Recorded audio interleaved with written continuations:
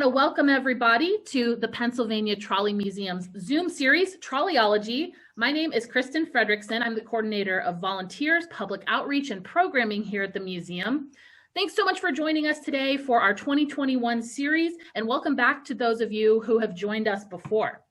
This virtual series features programs on Pennsylvania transit history topics and stories about our collection that you can experience from the comfort of your home. And we're doing these about every 2 weeks right now until we run out, which currently is about mid-May, late May. And if you have anything you would like to show as part of Trolleyology, that's something that fits the Pennsylvania Trolley Museum mission. So something about the trolley era, Pennsylvania transit, or cities where our streetcars come from, you can get in contact with me at assistant@patrolley.org, and you can find that email on the confirmation or reminder email that you got today before joining. You can see a full list of upcoming presentations on the Pennsylvania Trolley Museum website at patrolley.org, and I will share that in the chat in a few minutes. And I want to extend a special thank you to those of you who donated tonight during the registration and those who've made donations through our website. We truly appreciate your support of our virtual outreach programs and of the museum. So, for those who are new to the Pennsylvania Trolley Museum, we were established in 1954 as the Art and Electric Railway by a group of trolley enthusiasts called the Pittsburgh Electric Railway Club.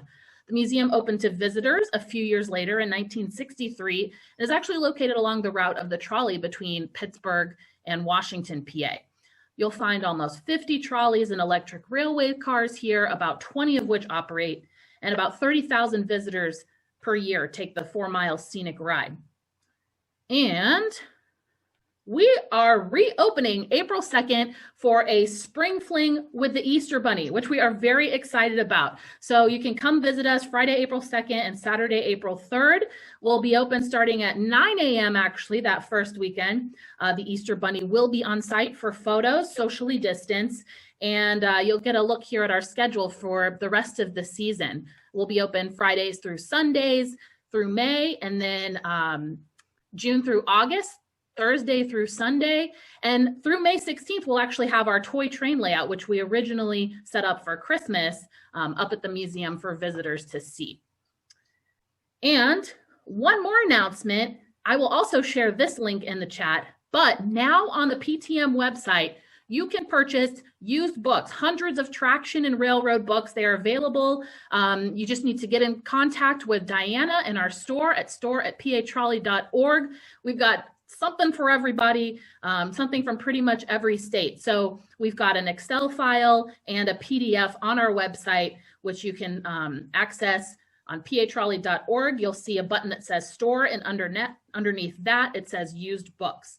So if you have any questions, let us know, and that is our newest things for sale on the website. All right, and now I would like to introduce today's presenter, why we're all here, Philip Sauerlender. Philip is a native of State College, PA, where he graduated from Penn State with a Master of Fine Arts. On weekends, he actually operates at the Rock Hill Trolley Museum. Philip is a member of the National Association of Watch Collectors. His interest in streetcars no doubt came from his parents' shopping trips to downtown Pittsburgh. This program on Trolley Watches will be available on our YouTube channel within the next couple weeks, so you can view it again or send it to other people if you'd like. And at the end of the presentation, we will have a question and answer session with our presenter, but the chat box will be open throughout the program, so please feel free to enter questions and comments during the show. And Philip can read through them at the end, and I can collect them and make sure you get those answered. So please keep your microphones muted and your videos turned off during the presentation so that Philip has all the bandwidth available. And I will invite everyone to unmute themselves and turn back on their videos at the end. All right, Philip, take it away.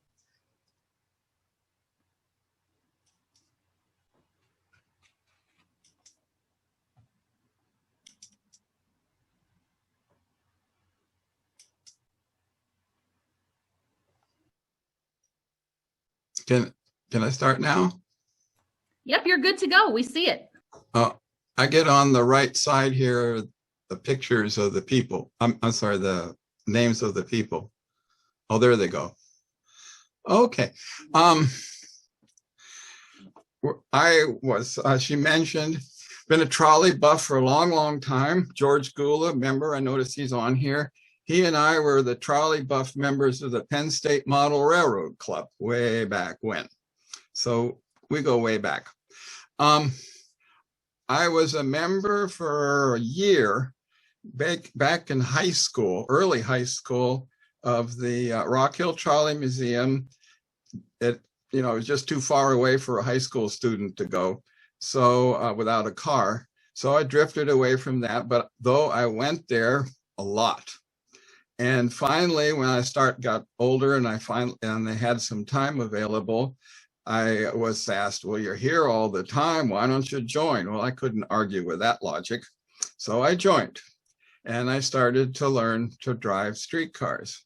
Well, one thing I found out was I needed a pocket watch because that is part of the uniform. Well, then I started to learn it couldn't be just any old pocket watch. It had to be a trolley pocket watch. Now, what on earth was that? And that's where this program evolved into. So what were trolley watches and why were they made? So-called trolley watches were intended for a unique form of transportation which flourished for about 25 years and then rapidly disappeared. In 1888, the first successful trolley system was installed in Richmond, Virginia. This is Richmond. At first, electric trolleys replaced horse and cable cars in cities and towns. They then extended into rural areas, eventually connecting with adjacent towns. At this point, the Interurban Railway was created. Now, what were interurbans? Interurbans were defined as following: electric power for propulsion, passenger service, their primary business, equipment heavier and faster than urban streetcars, operation on tracks in city streets and in rural areas on roadside tracks or private right-of-way. And obviously they operated between towns, not just in towns. This is an advertisement here for one in Maine. And you notice no dust, dirt, or cylinders, clean and comfortable. Many were like city trolleys. This is Hershey. And you notice it looks much like a regular city streetcar, though it did have different trucks on it. Others were more like electrified railroad cars. This is Pittsburgh Harmony Butler, Newcastle, and this is high-speed trucks on it, probably around 50 miles an hour. That's what it ran. Interurbans allowed much faster travel than on parallel muddy roads. Often they parallel steam railroads offering more frequent service. This is New York. Interurbans entered towns on city streets. This is Toledo and Western Railway. This line here operated actually directly in front of my brother's house in Metamora. And we were very excited that you have the Toledo, the business card, because I can show that a car ran directly in front of his house for at least twice round trips. Interurbans also carried produce and milk from rural areas to the city. This is Hershey Cocoa. The interurban, can I get rid of this thing up top? It might go away if you keep your mouse still for a moment. But if you need me to read it, I can do that too. Okay. Well, anyway, the interurbans in 1915 had 15,580 miles of track. The largest network was in Ohio and Indiana. Now you'll notice gaps. It never really it was still expanding, and then it stopped before it was actually completed. Notice, for instance, there's a gap between Cincinnati and Indianapolis. There's no direct route between Chicago and Toledo. In 1916, Indianapolis Interurban Terminal was dispatching 500 trains daily. Very, very busy. The Midwest networks interchanged passengers and freight. This is showing the freight network here. There was overnight delivery from Cincinnati to Detroit, for instance. Other large networks were in the West. This is Pacific Electric Railway. We'll talk a little bit later about that. Eastern and Western Pennsylvania had interurban lines which could not interchange directly with the standard railroad gauge Midwest network. In the southeast corner, those are almost all wide gauge, except the line up to Allentown and, of course, York. It was possible to go on a wide gauge car, 5 foot 2.5, like in your museum in Washington, all the way from Philadelphia to Lancaster. I'm sorry, Philadelphia to Westchester, to Lancaster, to Hershey, to Harrisburg, and on to Carlisle. On the southwestern side, Pittsburgh, the interurbans going north to Sharon, and south to Uniontown. They were all wide gauge. The northern ones were standard gauge. While initially very successful and popular, the introduction of paved roads with cars and trucks resulted in the rapid abandonment of interurbans. The weaker ones were gone by 1930 and virtually all the rest by World War II. Now the interurbans are Greyhound buses. If you go to the bus museum in Hershey, you'll notice something. The golden age of inner city bus coincided with the death of the inner city interurbans, electric railway interurbans.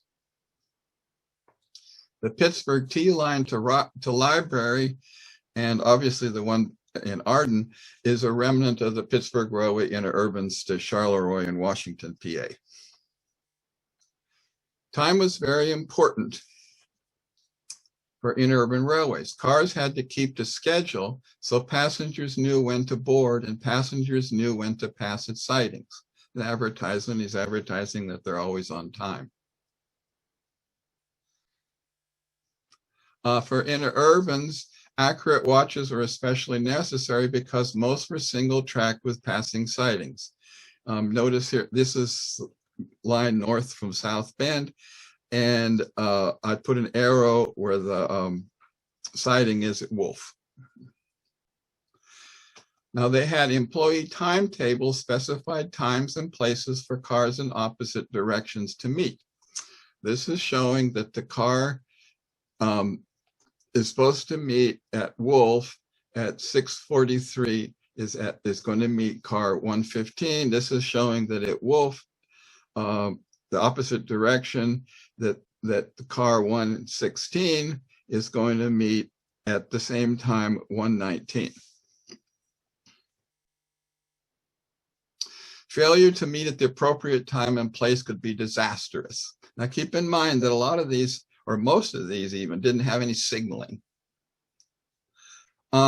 This is showing one in Lancaster area that collided. This is another one in Michigan area. Deadly timepiece, inexperienced motorman with a slow watch equals 2 dead motormen in 1907. So time was extremely important, life-saving. City and interurbans lines were subject to different watch requirements. Now keep in mind, this is a general rule. The different companies had different rules and it could get very confusing. City trainmen, conductors and trainmen together were called trainmen. That's what surprised me, but that's the case. Were generally required to only have a reliable watch. Interurban railway trainmen were subject to time standards similar to that of a railroad. And this is a little thing from part of the rule book of the Monongahela Power and Railway Company. All interurban trainmen, both regular and extra, shall be required to have and use when on duty a standard watch. Standard is basically a high-grade railroad or a railroad style watch, as prescribed by the company, and have same inspected once each 30 days by an authorized watch inspector of the company. Card shall be furnished for this purpose of inspection. All city trainmen are required to have a reliable watch. Now, I found an exception just yesterday. Dallas Railway Company, for their city employees, they require, city trainmen, they did require to go through the whole inspection process. So it varied, but generally speaking, the city people were only required to have a reliable watch. Now, I have trouble reading this up top. Well, some watches. While some watches were aimed at city trainmen, what has come to be called trolley watches were intended for interurban trainmen. Correct. Okay, interurban operators generally required to following minimum standards for pocket watches in service. Now I'll explain in detail exactly what all this means in the next slide. Minimum 17 joules. Generally, railroads had 21 joules.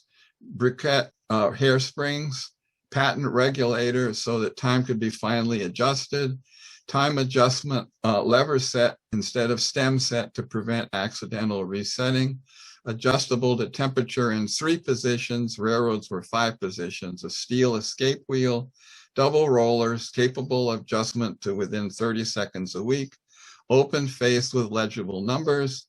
Because of less stringent requirements, trolley watches were generally just as accurate as railroad watches, but cost half as much. Wrist watches were considered less reliable and not permitted. Keep in mind that these are essentially requirements for a good pocket watch. On eBay, you're going to see a lot of watches that say trolley watch, trolley, and what it's kind of misnomer because essentially those are just good pocket watches. Joules were bearings. You can see here, yeah, can you see there? A joule is, this pin fits in here, and the joule, and it goes into a little hole into the, usually a ruby joule, and it would be oiled. This is the hairspring I was talking about. This is the balance wheel. The balance wheel goes back and forth, and it moves this here with the pallet, and there's a jewel there and a jewel there, usually a jewel there. And this is the ticking you're hearing with the pocket watches, this moving back and forth and clicking onto the escape wheel. Now you can sort of see why they would want steel rather than brass, because it would be stronger. The lever set, what that is about, and I'll show you some examples later on. Most watches, you pull out the stem to set the time. Well, if you've ever had a wristwatch, you sometimes have pulled it out by accident and reset it. So they didn't want that. So what they did was they said there's this lever set, and that's only accessible when you take off the crown or the crystal on the top, unscrew it, then you can pull out the lever, and then you can set the watch. It's a safety thing. The positions referred to how accurate the watch was depending on how it was held, up, down, etc. I've never been quite clear about which are the 3 positions. My guess is it's up, held upside down, and held flat on its surface. But I've never seen any place where it described exactly what they were. 5 positions of railroad watches is essentially any way you can hold it: up, down, left, right, etc. Both city and interurban operators were required before starting duty to check their watches against the standard clock. This was the clock usually in the car barn office. This was accurate, very accurate clock that everybody checked their watches against. Interurban operators were in addition required to have their watches periodically inspected. They had to keep a watch inspection card with them at all times. This was similar to railroad rules. These are 2 watch inspector certificates here. One for Grand Rapids, Grand Haven, etc., and the other one's for British Columbia Electric Railway. All major watch companies offered watches for trolley employees. Like steam railroad employees, electric railway employees were required to buy their own watches. Therefore, watch and jewelry companies advertised in the Union magazine of the Amalgamated Association of Street and Electric Railway Employees of America. That's still in existence under a different name now. It was the same union in Pittsburgh Railways. Here's the one of their issues in December, and here you're seeing they're advertising railroad watches. Railroad grade watches were often advertised for electric railway employees. This is a ball, and this is Burlington watches. Ball is, if you've ever heard the expression "on the ball," that's referring to a time is on the ball watch. This is a different watch. This is it's had only 7 jewels, which would not have been acceptable for interurban use, and yet it was advertised. A curious thing is it shows here a dial that says New England thing trolley special. I have never seen one with that dial. So my guess is it's on the movement, but it's not on the dial. So my guess is it was an advertising thing. Hamilton. I'm sorry to interrupt. I see that it says they were $9 and $4. Any idea what that would be today if railway employees were still buying their own watches like that? Well, keep in mind, this is a cheap watch. Yeah. Okay, rule of thumb, by modern dollars, a good Hamilton 992B would be about $700, $800, and a trolley watch would be about half that. So about $400, $300, $400. Wow. Yeah, modern money.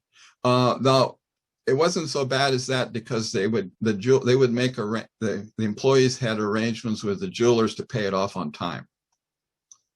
But you can see that's one reason that they insisted, railroads too, that the employees buy them, because if they gave them to them, and when they first started, they gave them to them and they would end up in pawn shops. So Hamilton was a big maker of railroad watches, so naturally it moved into making high-grade watches for electric railway employees. It's an advertisement. This is actually a little later one. It does have the trolley ones on it. Okay, this is earlier ones. These are all advertising railroad watches for trolley employees. The time service is just coming in. 940 and the 992 are railroad watches. And it's, if you look at the top right, you notice the semaphores, which is and notice that that they're pointing in. Railroad ones point out. Interurban ones always had it pointing in. It's because there are troubles with interfering with the poles. Now, this was the advertisement here. This says the whole thing. A pocket semaphore. The faint ticking of the jeweled monitor that lives in the vest pocket prevents more interurban wrecks than arms of steel and shoulders of concrete. A perfect watch is the unfailing safeguard of motormen, conductors, and their passengers amid the perils of modern schedules. Such a timepiece is the Hamilton watch.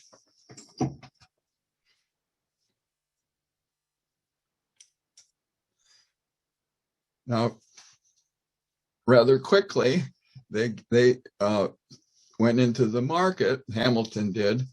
Hamilton's in Lancaster, Pennsylvania. Hamilton made 17 jewel watches, 948 and 978, which were made specifically for electric railway service. This is an advertisement. It was for handed out to jewelers. 948 was the larger one, and the 978 was the smaller one. Not too many 948s. Quick Yes. question. It says a 16 size Hamilton watch. What does that mean? Okay, they're different size watches. 16 is the most railroad watches are 16 size, and 18 size is the larger one. went down around 1900 to 16 size because they're smaller and easier to do. But they wanted, they didn't, 12s are much smaller yet. Civilians would often have smaller watches, but they wanted a larger watch essentially for legibility. On this one, I can point out something else. You notice the little numbers all along the side there? Those are minutes. And that's called a Montgomery dial.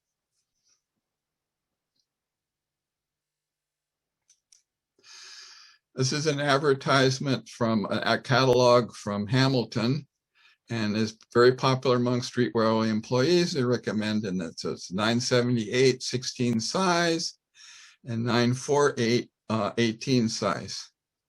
And what you're going to notice here is something curious about pocket watches. For something that's collected, the prettiest part you don't see. It's the movement. And the movement, of course, is covered up unless you get a special glass case to show it on the back. Salesman's case, they sometimes call them. The reason why is that pocket watches were originally sold as just movements. And then the jeweler, at the jeweler, you bought the pocket watch from the jeweler as a movement, and then you picked out the case. So naturally, they would want to show the fanciest movement they could, so that that was a reflection of the quality of the pocket watch. Okay. And later on, when they started to sell them as one unit, then the fancy engraving went away.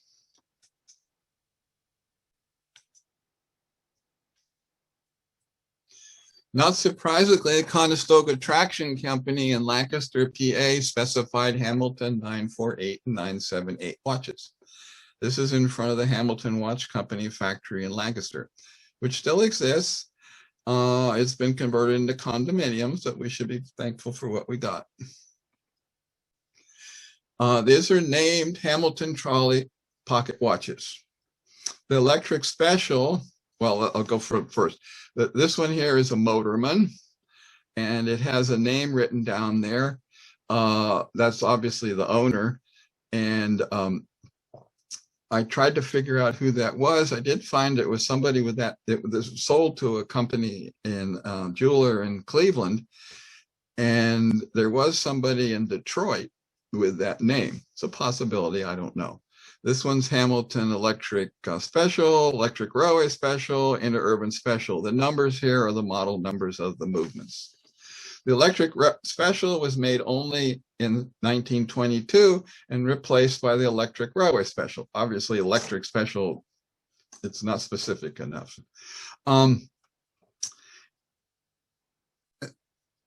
And then in 1920, it was renamed in 1925, the Electric Interurban Special, due to the copyright of the name Railway. Can you believe that? The copyright of the name Railway by the Hampton Watch Company.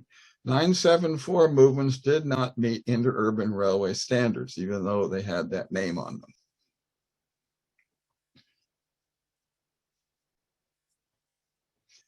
Prior to World War I, Hamilton made watches. Now, these are all the larger 18 size watches, names with a number of West Coast railway companies.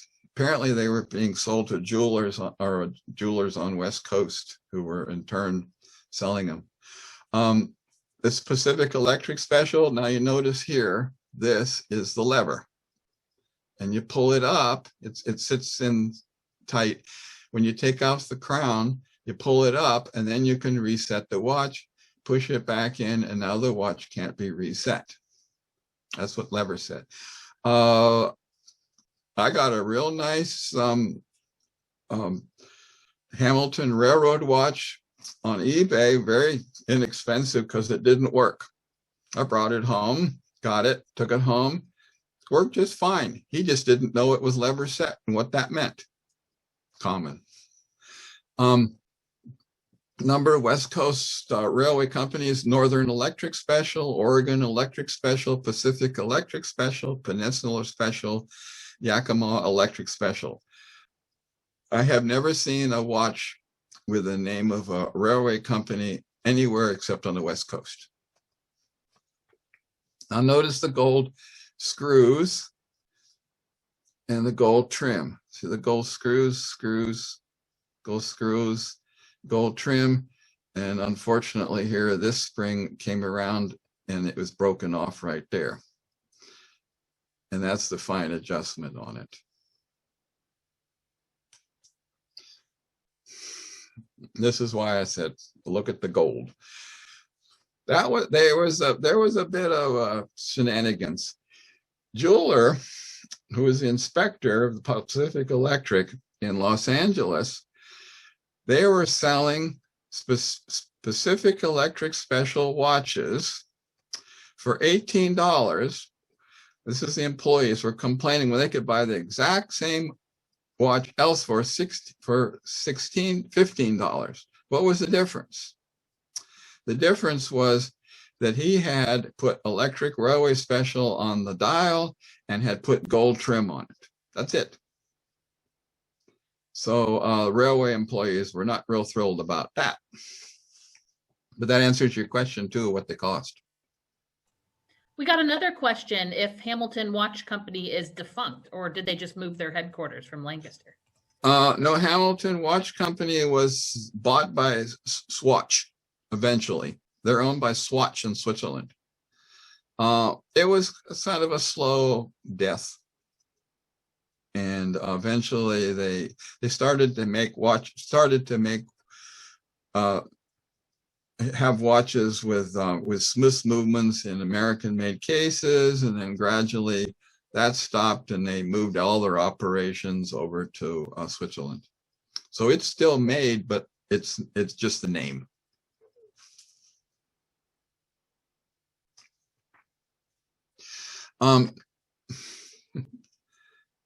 You're going to have to help me with this one. I can't see the top. Sure. Northern Electric Special number 924, made by Hamilton Watch Company, 1908. The Northern Electric Railway became part of the Sacramento Northern Railway. This is the only trolley watch you have, or that you have seen with a company logo. And this is Northern Electric. You can see here, there's the lever right there that pulls out for the lever set. This is not an original case. It's a special case with a glass back because the back was kind of pretty. I didn't put it on here. The Northern Electric, that became part of the Sacramento Northern, and of course the Western Railway Museum is on the Sacramento Northern right away. So this Northern Electric was from Sacramento North. This Illinois Watch Company made pocket watches that were in the middle of the Interurban area. Apparently they were never advertised with Illinois Watch Company. I've never seen an advertisement for one, and I've looked. And they may have been private labels ordered by jewelers. See, jewelers could have watches made with their own names on it.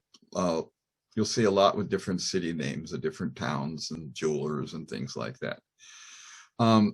The one on the left, Electric Railroad Standard, 1907, Electric Railway Special, 1923. This is an Electric Railroad Standard, 1923. And you notice the typefaces are different, and they're obviously coming from, and they have often different movements. Now these, or on these, the face was just said Illinois Watch, but on the movement it said on left one Electric Railroad Special, and the one on the right says Interurban Special, made for the K Company by Illinois Watch Company. Now this doesn't appear to be the same as K Jewelers that you see in the malls, but again, this is an example. Why would they do that when nobody would see it? But they did see it because you saw that when you bought your pocket watch. We had another great question in the chat. Is there an easy way to tell how many jewels are in the movement? I see the one on the left says 17 jewels there. Is it always printed, or not printed, engraved on there, or? Usually it is. It says 19 jewels. Well, here, these are jewels. That's a jewel. That's a jewel. That's a jewel. That's a jewel. And if you see a jewel here on the center one, usually it's at least 15 jewels. Now keep in mind, there's a jewel on one end, so there's going to be a jewel at the other end. Plus, there's some assorted jewels. Remember, I said around where the balance wheel is.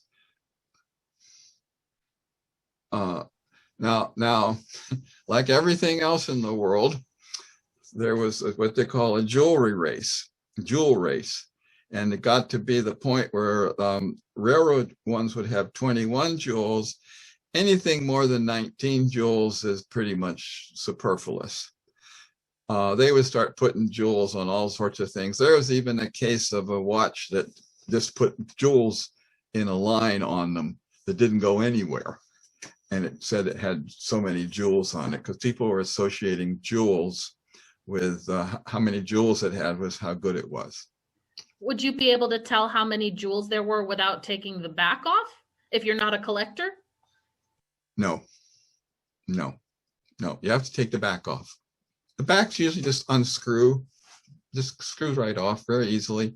The difficulty is usually getting them back on because they have very fine threads and it's real easy to cross thread them. Here's what I said about a fine adjustment. That's this. So there's a very fine screw here, and that's for adjusting the timing of the watch.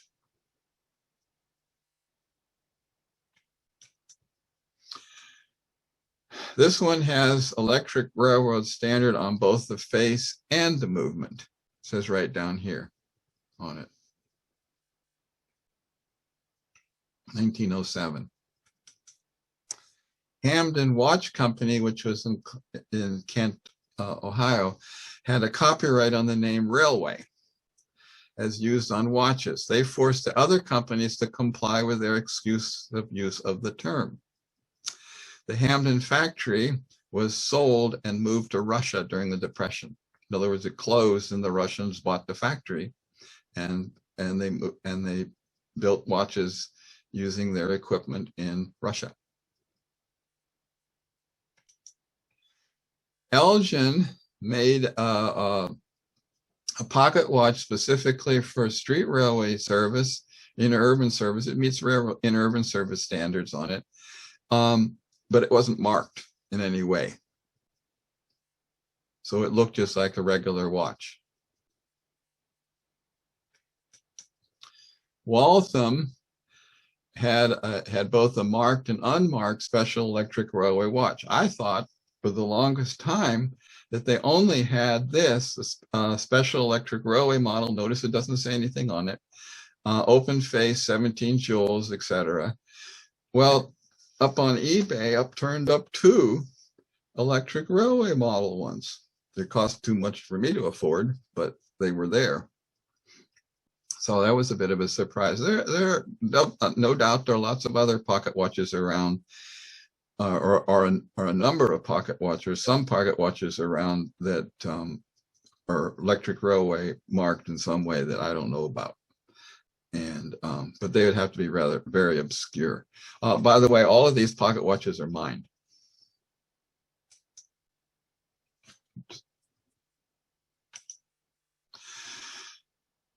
The sale of pocket watches to interurban railways employees ceased with the demise of most of the industry prior to World War II. Modern electric railway employees continue to use reliable watches of various manufacturers. This is Baltimore Light Rail. If you've never been there, ride it. This is it's modern, built in the 1980s, but it is essentially a modern version of an interurban. It runs on private right-of-way out of town. It runs on the street in the middle of Howard Street, downtown Baltimore, and then it continues up and actually runs on some of the Baltimore and Annapolis interurban to the south and eventually ends up at the airport. It's a fascinating ride. But this is what an interurban would have been if it survived. Now, what to think about for, just to think about. Remember, pocket watches are 100 years old. Don't expect them to be like modern quartz watches. The trolley watches were not magnetic, water, or shock resistant. They must be periodically cleaned and oiled. Watches may have changed faces, movements, and or cases. So this makes it very difficult if you're collecting because you don't know what's original unless you've got some references. It's very common for people, maybe back then, maybe now, to change the face of and put it on a different movement. I've seen Electric Railway and particularly Hamilton, interurban special dials on all sorts of movements. I've even seen them marked. I've seen several actually. Electric Railway put on Railroad 992 watches, and that's kind of crazy because they're putting a cheaper dial on a watch that costs twice as much. Cases are interchangeable. So it can be all different things mixed up. And of course, back then, the dials might have got broken or something and they replaced it. So those are interchangeable parts. Now, if you want one for use, I'd recommend a Hamilton. They're excellent quality and because of interchangeable parts are readily repaired. Two good articles where I got a lot of my information from are Timing of the Trolleys by Larry Trainmen. It's a February 1978 issue. And then The Electric Railways and the Hamilton Watch Company by Howard Lasser and Rhett Luke, and August 2014. And finally, collect pocket watches because you like them. They're terrible investments. Okay, thank you. We got a couple more questions. How often does it need to be cleaned and oiled? And can any jeweler do this? It's best to find a jeweler that's familiar with pocket watches. That's getting a little hard these days. And unfortunately, prices can vary all over the place. If somebody wants to contact me, I can give them a couple of good, a place I send them to that's been very good. How often they should be oiled. Now, it used to be like once a year, but they use an organic oil, which is different than now. So I would say 3-4 years is probably sufficient with the modern oils. Now, it depends, of course, on how often you use the watch. If you use the watch like I do, I have one I'm carrying on me right now, which is a ball. I just like it, it's pretty. And, but if you use that, obviously needs to be oiled more often. Where you can run into trouble if you just oil it and then let it sit. So it's a good idea if you have some watches, every once in a while, just wind it up a little bit and let the oil work its way through the different gears inside of it. Excellent. Before we get to more questions, thank you so much, Philip. Hang around, everybody. I wanted to let everyone know what's coming up next, and we'll get back to questions, and I'll invite everybody to unmute themselves and turn on their videos in just a second. But coming up in 2 weeks, we'll have Cleveland Transit, Years of Transition. And next month, we'll have a McKeesport film and some Westchester footage from Russ Jackson and a Cincinnati presentation by Phil Lind on April 20th. So those should be pretty exciting. And thank you so much for joining us today.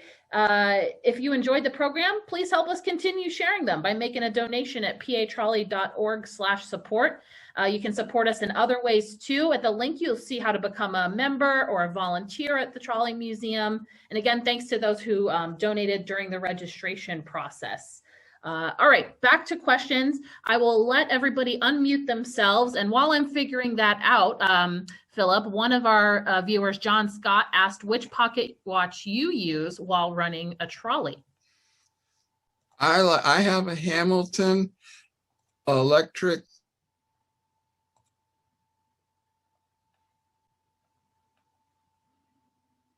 Whoops, sorry, I accidentally just muted you, Philip. Let me unmute you.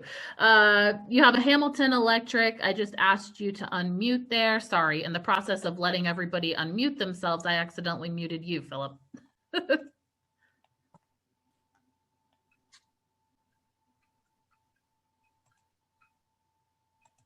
And You should be able to find the unmute button in the bottom left. Can you hear me now? Yes. Okay. Sorry to interrupt. Should I start over again? Yeah. Sorry. You have yeah. So which one do you use while running trolleys? I use a Hamilton 948, which meets the Interurban standards, and is the electric railway special on the dial. It has a crack on the movement, and I have dropped it twice. And where they're vulnerable, remember I said they weren't shock resistant? Where they're vulnerable is that balance wheel on the jewel. And this one has a little crack on the dial, so I figure, well, it's already been damaged, so it's my using watch. And it's a nice watch. Great. And we're getting lots of comments thanking you for your informative presentation, unique topic. And we had another question. If your watch has been sitting a while, it probably needs attention then. Absolutely. I think it may run, but it's like running, let's say running a car without oil. It needs oil. It needs lubrication on it. What'll happen is it'll wear down the gears. It'll ruin it eventually. Great. And I gave everybody permission to unmute themselves. So if you'd like to ask a question directly, feel free to hit the unmute button, which is in the bottom left for most people. And you're also welcome to turn on your videos. If you can't turn on your video because I turned it off at the beginning, just let me know and I can fix that for you. All right, any questions for Philip? A very crash question. What do these run? I've seen them at various railroad shows with a big range. So what do you consider a normal range for one of these pocket watches? You're right. The prices go all over the place. I would say around the high end would be $250. And but I've seen them advertised for 500. I've seen them for 100. You know, it's just what it is. But generally speaking, they're about half the price of an equivalent railroad watch. Philip, what kind of clocks did the trolley companies use in their offices as a standard clock? They would usually regulators. Could be Thomas was very popular. There are other companies that made them, but they would be accurate, very accurate clocks. Were they marked on the face? I'm sorry? Were they marked on the face? No. These would just be standard railroad or office clocks, but they would be very accurate ones. Usually often with the mercury compensating pendulum on them. Thank you. What about self-winding clocks? Self-winding watches? Clocks. Oh, I know what you're talking about. That's possible. I don't know. I think there's no real standard for the company clocks. Not that I've ever heard of. Well, that's the actual name of the company.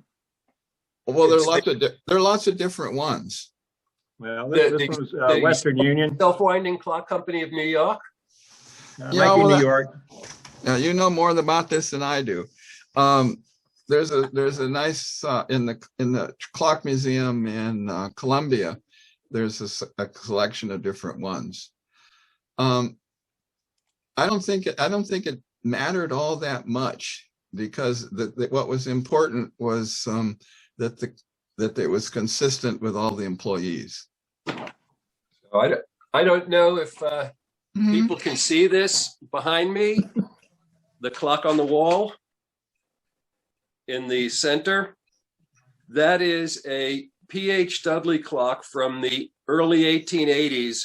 It's one of the first clocks that had an ability to reset itself by an electric signal that would come over the telegraph lines in exactly 12 noon. And there's a little device internally that would energize a relay to set a clock. So this would be railroad regulator clock that was reset once a day, not unlike what the self-winding clock company did, where they had U.S. Naval Observatory time set clocks once a day at 12 noon. And therefore, you knew that you had accuracy to every clock and it was set properly. Right, right. Oh, thank you. Welcome. Here's a Mhm. watch, whoops. Oh, yeah, it doesn't want to work with your background there. There, it's a watch size gauge, Oh, okay. and 18's on the right, which looks like about 1 3/4 inches, or maybe one, yeah.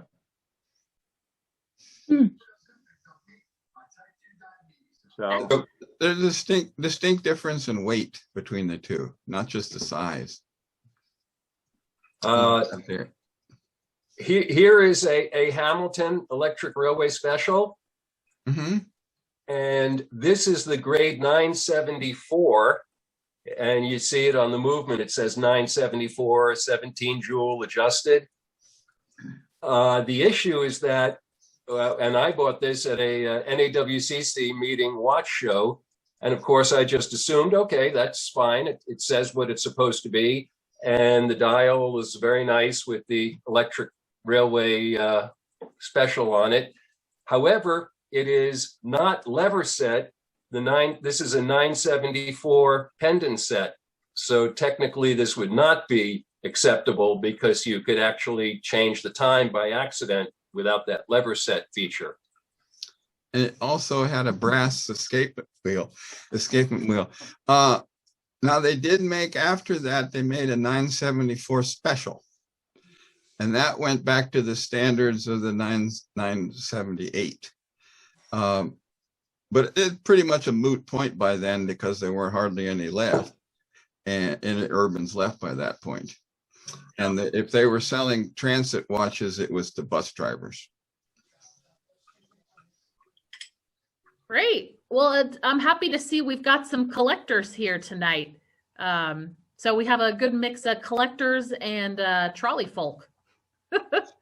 On the timing of the office clocks, the collectors would all know this, other people probably didn't.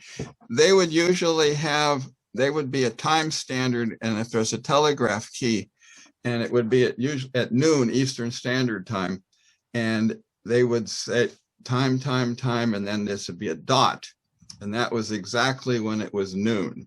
And then they could recheck their clock on the wall and make sure it was set to exactly that time. And that's the way they did it. And then, of course, you had the automatic, which obviously was a better system. Can you see this? Can you see this one? Your video is off currently, Philip. So okay. I'll ask you to start video. You might see a notification pop up. Right there. Can you All see? right. Now we see you. You can see this? Let me spotlight you. I can't see it. Oh, there it is. Okay. This is not directly related, but it's interesting. This I got from somebody on eBay, and it was very cheap because he didn't realize that you had to pull out the lever for a lever set. However, it's real interesting. This came from a trolley conductor operator on the Red Arrow. Now, what makes it interesting, you notice it's on a belt. It's just attached to your belt. It's upside down, and you lift it up, and you can see the watch on time. This is what you would use when you didn't have a vest. Also, the watch itself is a Hamilton, high-grade Hamilton railroad watch. And get this, the date is 1965. Real late. One of our volunteers reports that one of our operators has one of those holders. They were common. They were pretty common. It came with this, his punch. He got it. He got it. He said from his neighbor 15 years ago, and he doesn't remember anything. So we don't have the provenance. All right. Oh, I sorry. do Go have ahead. two other watches I can show you. Sure. That one, this is the Hampton Electric Railway. We lose our eyesight so quickly. Electric Railway Standard. That's a Hampton 17 jewel. And then this is an Illinois Electric Railway Standard. This one is in a display case. So we have a crystal on the back and it's a 17 jewel adjusted. And it's nice to get a display case for looking and showing people. I work at a volunteer at the Western Railway Museum, and it's always a pleasure to explain about watches to our visitors. Thank you. Yeah, thank you. They're very lovely watches. I have several with display cases, which particularly ones that have something on the back I want to show people. But like, for instance, it says Electric Railway Special on it. However, I wouldn't carry a display case when I'm operating a trolley. They're just fragile. And if they break, I would be very afraid of getting a piece of glass in the movement. But they're wonderful for showing off. You're right, absolutely right. I have a question regarding the magnetic or non-magnetic. Since trolley cars have a magnetic field somewhere in them, the motorman standing on the front platform and the conductor going back and forth in the car, how important is the magnetic, non-magnetic feature be? You would think it would be important, but it doesn't seem to have been. They in the 1890s, they made non-magnetic watches. They were never aimed at interurban or trolley motormen that I know of. All of these watches here are not marketed as non-magnetic. The railroad ones that were non-magnetic didn't come in until after World War II with the 992s, or right around World War II. This one I showed you here was non-magnetic, the 992B. Now, it's curious. It is curious because I remember reading an article by somebody who said that on the modern LRVs, he was having troubles with magnetizing his watches.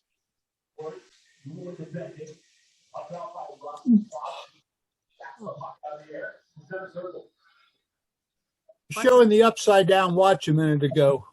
Mm-hmm. I picked this up a few years ago from a Metra operator. Oh, yeah. And this was the watch he used. It is a non-name watch because it says on the back SWEDA. I have no idea who they are. Mm-hmm. But that was what he wore, and I was amazed when I saw it was upside down. And he said, "Oh yeah, that's so you can flip it up and look at it like that." And I thought the only thing I could think of was a lady's watch that they used to wear up here that the lady would flip up. Well, they wear them. I was at the Railroad Museum in Danbury, Connecticut, and there was a lever holster very similar to mine for a conductor. So but you know, I can't find any new ones. I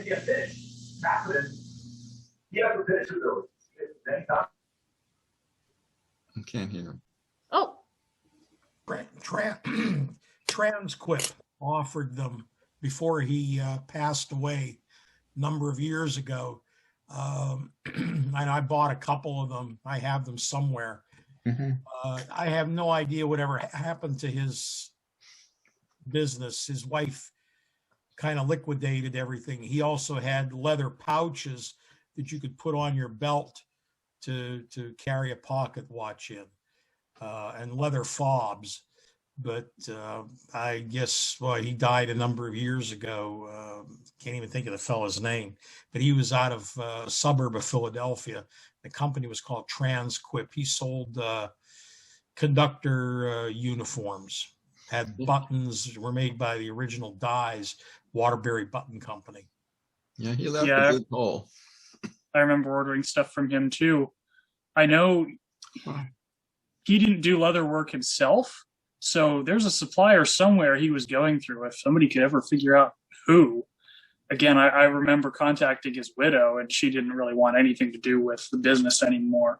But there's somebody out there that does it. It's just a matter of somebody somewhere has got to know. Yeah, his hats were beautiful. I mean, they were Oh yeah, much better quality than what you can get today. And I tried to find out. I know his ticket punches were made by MC Meath down in Florida, but he had his name stamped on them. And he was very, very tight-lipped about where he was getting his stuff. But I happen to know I got one of those ticket punches. Yeah, because where I used to work, the ticket punches were made by the same company, and they were MC Meath. You can go on their website. You can buy ticket punches directly from them. They also have the holsters for them. I still use ticket punches. I see them at McDonald's. They have little M's in them. One of our volunteers commented, very interesting. This is a topic I didn't really know existed. Great job. I suppose probably quite a few of us didn't really know this topic existed. So thanks, Philip. No, well, I was one of them. I didn't know it existed either. How long have you been into the hobby? Oh, at least 10 years, probably 10 years. And been driving trolleys at Rock Hill for 6-7 years. Not this past year, unfortunately, because of the COVID. That's been very frustrating to me. You know, I've been seeing all the wonderful things that Joel and been doing with the Trolley Museum and working with East Broadtop, and I have to sit home and look at the pictures. Very frustrating. How many watches do you have? Oh my, about 30, I think, different kinds. Are they all electric railway? No, and actually I have electric railway ones that I didn't show. There's another group of electric railways, not very common, are ones that have engraved trolleys on them. Problem with that is it's hard to photograph, and it's hard to photograph in large part because they were worn. And, you know, these are working watches, and the engraving would wear way down. And I have another interesting watch that was British Columbia Electric Railway in Vancouver. And it was a small watch. It was a Swiss made, obviously not for motormen, but it had on the back an intriguing name. It had a woman's name, and it said 50th anniversary of the British Columbia BC Electric Railway. Well, that's curious. So I got it. Nobody else wanted it. And nobody else knew what it was, including me. Well, I contacted the Historic Society in Vancouver, and we did some digging. Turned out he got a picture of the woman. He found a picture of the woman. She was an employee there in their office. And he found, and more importantly, he found a copy of, they had a 50th anniversary picnic. And the picnic, it said there, during the picnic, they handed out 50 watches to some of their older employees. That was one of them. And it had her name on it there. And I thought that was pretty cool. I got 3, this is way off the tangent. I got 3 Russian ones. They're real cheap. And but they all came from Russia, different parts of towns I couldn't even begin to pronounce. One of them, the most recent one, was from a town. If you remember, there was a meteor that came down and all these pictures of it, and it smashed the windows in the city. Well, that town. There was one for the anniversary of the railway there. And there's one for another one that has a woman's name on it. And it was obviously a gift from the company to her. And then there was another one that had a nice kind of engraved enamel picture of a Russian tram on it.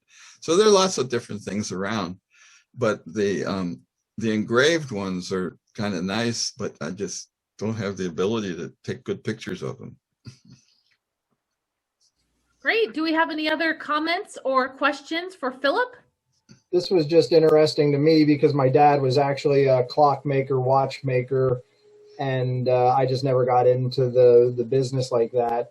So I actually learned a few things here tonight. But my cousin actually still repairs pocket watches and clocks and watches, and went to school for it in Lancaster and everything. So, but it was an interesting topic, that's for sure. And Joel, Yes. could you maybe tell people what's going on with the Rock Hill Trolley Museum this year? Well, we're operating Easter Bunny Trolley on March 27th and 28th with the East Broad Top. And after that, we haven't determined our full schedule yet. Mm-hmm. But you're definitely operating. Yes, we're going to definitely operate, probably starting the weekend of May 21st, 22nd. Yeah, what impressed me was that for the first time in memory, you've been coordinating with the railroad. Yes, we've been doing quite a bit with that this year. Well, last year and this year. Yeah. Yeah, if you guys haven't had a chance to visit Rock Hill, it's, what do you, like 3.5 hours from Pittsburgh? Yeah, Something about like three. that? Yeah, it's about 3.5. Yeah. Okay. Yeah, so after you visit the Pennsylvania Trolley Museum, head over to Rock Hill Trolley Museum. We're in South Central Pennsylvania, Southern Huntington County. And you're welcome. You're all welcome to come out to California, to the Bay Area, and ride on a actual Sacramento Northern original train if you get the chance. And bring your Northern Electric pocket watch. Everybody would love to see it. Well, thank you. Great. Is EBT still running, or is it running again? They're running with diesel excursions right now, but they will be running steam sometime this year, they say. Oh. They're working thank on you. locomotives 14 and 16. 2 weeks ago, we ran the Winter Spectacular. They had the M1 gas electric out, and we had 5 trolleys out running. And Philip, your background, is that at Rock Hill there? Let me spotlight you. Oh, yeah. Yep, that's at Rock Hill. And that's me. It was raining. I spun the wheels. And that's my niece with her 2 kids. Great. That's a Cars from York. Excellent. All right. Any more questions or comments about Philip's presentation or trolley watches in general? Love the presentation. Great job, Philip. Yeah. But I have to laugh. I forgot this was coming up, and I'm in the process of moving about an hour from my current home. But I sent the watch that was passed down through my family with my mother to move Sunday. And then I was like, oh, shoot, Philip's presentation's coming up. I could have asked about it, learned a thing or two, but nope, it's an hour away now. So Well, that was dumb. We'll see you later. When I get my shots, finally, I hope. Yeah.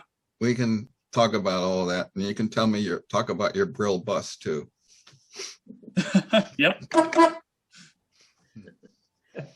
Excellent. All Oh, right. I forgot about you and your Brill bus. What's its status besides beeping the horn?